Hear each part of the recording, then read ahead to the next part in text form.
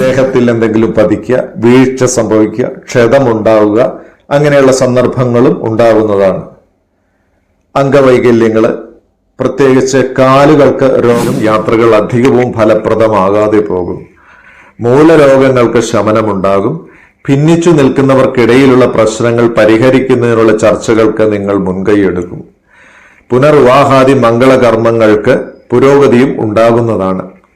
ദോഷങ്ങൾക്ക് പരിഹാരമായി പക്കപ്പിറന്നാൾ തോറും നരസിംഹസ്വാമിക്ക്, ബന്ധുവർഗങ്ങൾ, അമ്മാവൻ മുതലായവർക്ക് ധനാഭിവൃദ്ധിയും സൽക്കർമ്മ ഗുണാനുഭവങ്ങളും ഉണ്ടാകുന്നതാണ്. പ്രത്യേകിച്ച് കാർഷിക കാര്യങ്ങളിൽ അഭിവൃദ്ധി ഉണ്ടാകുന്നതാണ്. മുടങ്ങിയ ഗൃഹനിർമ്മാണം പൂർത്തിയാക്കുവാനോ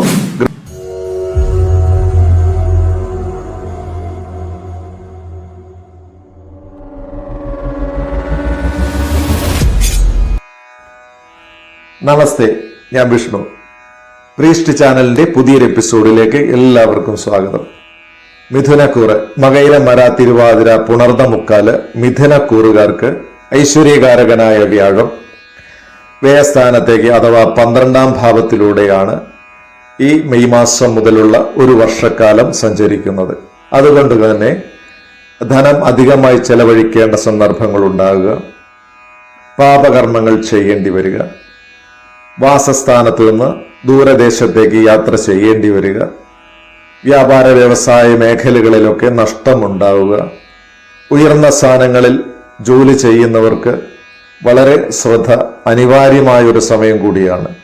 ദേഹത്തിൽ എന്തെങ്കിലും പതിക്കുക, വീഴ്ച സംഭവിക്കുക, ക്ഷതമുണ്ടാവുക, അങ്ങനെയുള്ള സന്ദർഭങ്ങളും ഉണ്ടാകുന്നതാണ്. അംഗവൈകല്യങ്ങൾ, പ്രത്യേകിച്ച് കാലുകൾക്ക് രോഗദുരിതങ്ങൾ ഉണ്ടാകുന്ന ഒരു സമയം കൂടിയാണ്. താൽക്കാലിക ജോലിക്കാർക്ക് അത്ര അനുകൂലമായ സമയമല്ല വരാൻ പോകുന്നത്. വിവാഹാദി മംഗളകർമ്മങ്ങൾക്ക് ശത്രുക്കൾ മുഖേന പല തടസ്സങ്ങളും ഉണ്ടാകുന്നതാണ്. ശ്രദ്ധ വേണം. ശത്രുക്കൾ പ്രബലരുമായിരിക്കും. വരവിനെ കുറിച്ചുള്ള ചിന്തയില്ലാതെ ദാനം ചെയ്യും.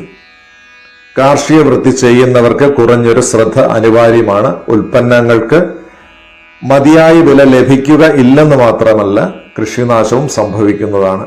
ഇടത്തെ കണ്ണിന് രോഗബാധയോ മറ്റു ബുദ്ധിമുട്ടുകളോ ഉണ്ടാകുവാൻ സാധ്യതയുണ്ട്. ദാരിദ്ര്യം, ദുഃഖം ഇവയും ഫലമാകുന്നു. ബന്ധുജനങ്ങളിൽ നിന്ന് വിപരീത ഗുണാനുഭവങ്ങൾ ഉണ്ടാകും. എല്ലാവിധ സുഖസൗകര്യങ്ങൾ ഉണ്ടായിരുന്നാൽ പോലും ഒരിടത്തും സുഖമില്ലായ്മ അനുഭവപ്പെടും.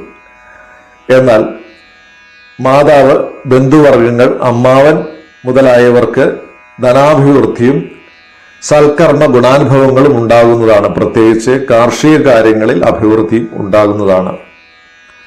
മുടങ്ങിയ ഗൃഹനിർമ്മാണം പൂർത്തിയാക്കുവാനോ ഗൃഹാരംഭ പ്രവർത്തനങ്ങൾ തുടങ്ങിവെക്കുവാനോ സാധിക്കുന്നതാണ്. വാഹന ലാഭമുണ്ടാകും. ബന്ധുലാഭവും ഉണ്ടാകുന്നതാണ്. കള്ളന്മാരുടെ ശല്യം അഥവാ മോഷണ ശ്രമങ്ങൾ ഉണ്ടാകും. ശത്രുക്കളുടെ ഉപദ്രവം ഉണ്ടാകുമെങ്കിലും അതിനെയൊക്കെ തരണം ചെയ്യും. കടബാധ്യതകൾക്ക് നീക്കുപോക്കുണ്ടാകും. ത്വക്ക് രോഗങ്ങൾ കൊണ്ട് ദുരിതം അനുഭവിക്കുന്നവർക്ക് അതിനൊക്കെ ഒരു ശമനം ഉണ്ടാകുന്നൊരു സമയമാണ്. ഭൃത്യജനങ്ങൾക്ക് ഗുണാനുഭവങ്ങളും ധനാഭിവൃദ്ധിയും ഉണ്ടാകുന്നതാണ്. അധികമായി യാത്രകൾ ചെയ്യേണ്ടി വരുമെങ്കിലും യാത്രകൾ അധികവും ഫലപ്രദമാകാതെ പോകും. മൂലരോഗങ്ങൾക്ക് ശമനമുണ്ടാകും. ഭിന്നിച്ചു നിൽക്കുന്നവർക്കിടയിലുള്ള പ്രശ്നങ്ങൾ പരിഹരിക്കുന്നതിനുള്ള ചർച്ചകൾക്ക് നിങ്ങൾ മുൻകൈയെടുക്കും. പുനർവിവാഹാദി മംഗളകർമ്മങ്ങൾക്ക് പുരോഗതിയും ഉണ്ടാകുന്നതാണ്.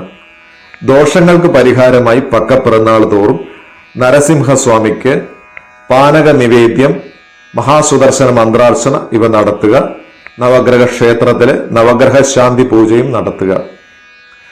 ദോഷാധിക്യമുള്ള ആളുകൾ കമന്റ് ബോക്സിൽ നിങ്ങളുടെ നാളും പേരും കമന്റ് ചെയ്യുകയാണെങ്കിൽ എന്റെ നിത്യേനയുള്ള പ്രാർത്ഥനയിലും പൂജയിലും നിങ്ങളെയും ഉൾപ്പെടുത്തുന്നതാണ്. എല്ലാവർക്കും നല്ലൊരു ദിനം ആശംസിക്കുന്നു.